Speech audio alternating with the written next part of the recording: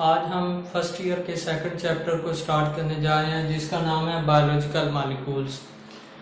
First chapter में हमने bio elements के बारे में पढ़ा था कि बायो एलिमेंट्स एक ऐसे एलिमेंट्स हैं जो किसी भी लिविंग ऑर्गेनिज्म को बनाने के लिए या उसकी सिंथेसिस के लिए एक इम्पोर्टेंट रोल प्ले करते हैं। और जब वो बायो एलिमेंट्स मिलते हैं थ्रू कोवलेंट बॉन्ड या थ्रू बॉन्डिंग आयनिक हो, कोवलेंट हो या कोऑर्डिनेट हो, तो वो बायो मॉलिक्यूल्स बना देते हैं। और इस चैप्टर में हम बायो मॉलिक्यूल्स के बारे में डिस्कस करेंगे जिसमें प्रोटीन्स आ जाती हैं, लिपिड्स आ जाता है, उसके बाद कार्बोहाइड्रेट्स आ जाते हैं, वाटर आ जाता है, कार्बन डाइऑक्साइड आ जाता है। इस सब की प्रॉपर्टीज, कंपोजिशन और इफेक्ट्स के बारे में स्टडी करेंगे। फर्स्ट ऑफ ऑल हम बायोकेमिस्ट्री की डेफिनेशन देख लेते हैं।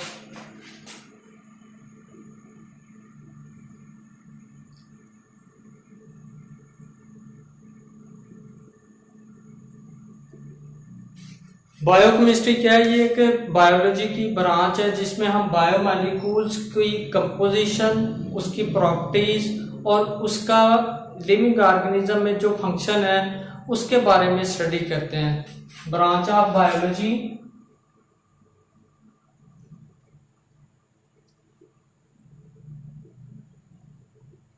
in which we study biological molecules।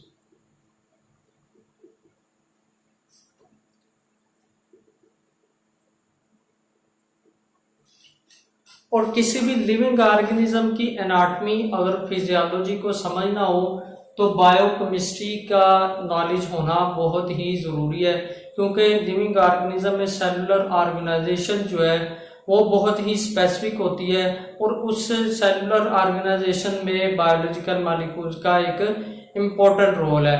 और बायोलॉजिकल मॉलिक्यूल को दो मेन टाइप्स में डिवाइड किया गया है। फर्स्ट है ऑर्गेनिक मॉलिक्यूल्स,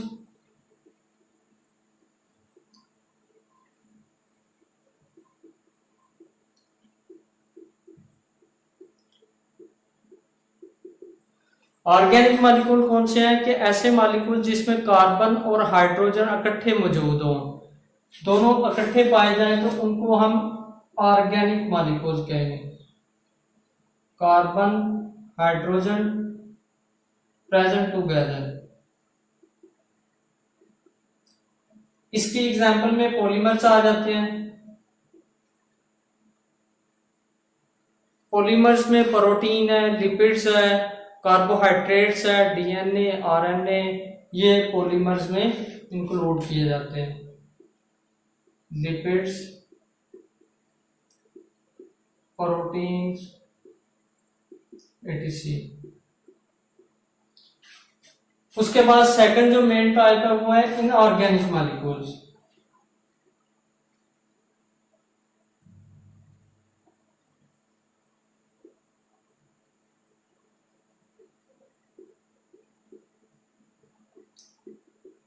इनऑर्गेनिक मॉलिक्यूल ऐसे मॉलिक्यूल हैं जिसमें कार्बन और हाइड्रोजन इकट्ठे मौजूद ना हो, मतलब इनमें एक तो प्रेजेंट हो दूसरा एब्सेंट हो, तो उसे हम इनऑर्गेनिक मॉलिक्यूल कहेंगे। जिसमें वाटर है, वाटर में हाइड्रोजन तो पाया जा रहा है लेकिन कार्बन नहीं है, इसकी वजह से हम इसको इनऑर्गेनिक मॉलिक्यूल बोलेंगे। उसके बाद कार्बन डाइऑक्साइड है, एसिड्स हैं, बेसिस हैं और साल्ट्स हैं, ये इनऑर्गेनिक मॉलिक्यूल्स में इंक्लूड किए जाते हैं। और कोई भी लिविंग ऑर्गेनिज्म है उसमें जो सेलुलर ऑर्गेनाइजेशन के जरिए एक प्रॉपर वे में न्यू सब्सटेंस बनते हैं और जो सब्सटेंस न्यू बनते हैं उससे उसको केमिकली चेंज करके एनर्जी हासिल की जाती है केमिकल रिएक्शन के जरिए। और इस किसी भी लिविंग ऑर्गेनिज्म में जो केमिकल रिएक्शन हो रहे होते हैं या कोई भी प्रोसेस हो रहा होता है उसे हम कलेक्टिवली मेटाबॉलिज्म बोलते हैं।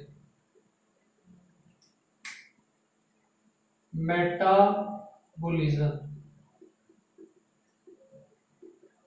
मेटाबॉलिज्म क्या है? कि केमिकल रिएक्शन जो किसी भी लिविंग ऑर्गेनिज्म में किसी भी स्टेज पे हो रहे होते हैं, सेलुलर ऑर्गेनाइजेशन स्टेज पे हो, टिश्यू लेवल पे हो, बायोलॉजिकल मॉलिक्यूल्स लेवल पे हो, या फोटोसिंथेसिस हो, रिस्पायरेशन हो, ग्लाइकोलाइसिस हो, इन तमाम जो रिएक्शन को हम कलेक्टिवली सेल में मेटाबॉलिज्म बोलेंगे।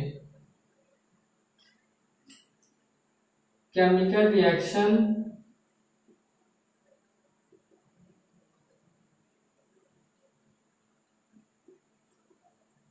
इन सेल collectively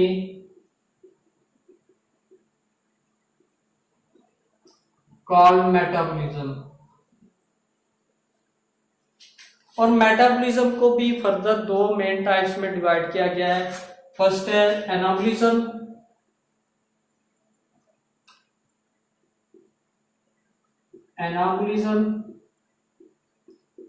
और सेकंड पे है कैटाबॉलिज्म। एनाबॉलिज्म क्या है? ये ऐसे केमिकल रिएक्शन है जिसमें सिंपल मॉलिक्यूल से कॉम्प्लेक्स मॉलिक्यूल बनते हैं, मतलब छोटे मॉलिक्यूल आपस में मिलेंगे और वो मिलके कॉम्प्लेक्स मॉलिक्यूल बना देंगे, और इस केमिकल रिएक्शन के लिए एनर्जी हमें रिक्वायर होती है। Simple molecules combine together to form complex molecule, और एनर्जी रिक्वायर।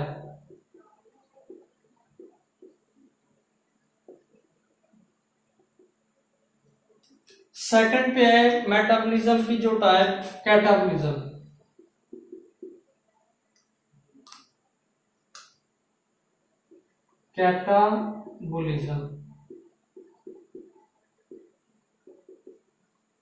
कैटाबॉलिज्म किसी भी लिविंग ऑर्गेनिज्म के सेल में ऐसे केमिकल रिएक्शन है जिसमें कॉम्प्लेक्स मॉलिक्यूल की ब्रेकडाउन होती है, या कॉम्प्लेक्स मॉलिक्यूल को सिंपलर मॉलिक्यूल में चेंज किया जाता है।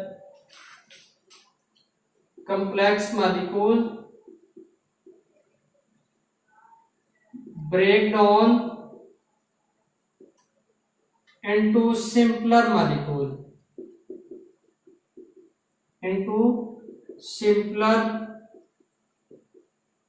molecules।